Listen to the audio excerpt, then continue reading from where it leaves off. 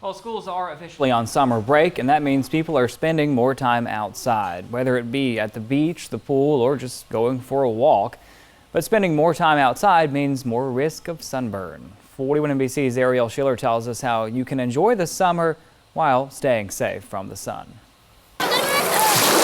Summer might not start for a few more weeks, but it already feels like summer is here in Middle Georgia. And like the Beatles song says, here comes the sun. Dr. Paul Dale, the medical director for the Peyton Anderson Cancer Center, says you need to think of protecting yourself from the sun before you walk out the door. Most people, by the time they get outside, they haven't put on the suntan lotion, then they set everything up, and then they put it on. So they've been out there for 30 minutes. So think before you go outside, put on at least a 30 SPF.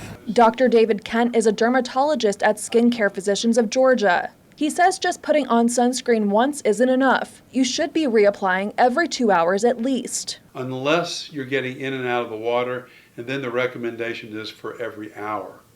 The amount of sunscreen you should put on is to cover your whole body is 1 ounce. So that's literally what it takes to fill a shot glass. Many people were taking advantage of the beautiful weather at Sandy Beach Park for Memorial Day, including Andrea Ashley and her family. We came down here with a family to enjoy the sun, some food, catch some waves maybe, and probably get on the jet ski hopefully. Her family picked out a spot under the pavilion so they could take breaks from the sun. Well, we brought food and we wanted to enjoy the sun but not be too hot. Dr. Kent says a sunburn is actually an injury that manifests in inflammation of the skin. If someone feels sick after getting a sunburn, there are ways to treat it.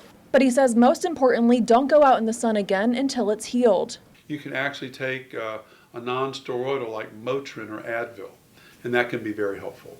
And of course, cool compresses, even low-strength topical steroids, aloe. Dr. Dale says people with fair skin aren't the only ones who can get a sunburn. He says it's a myth that people with darker skin can't experience a sunburn.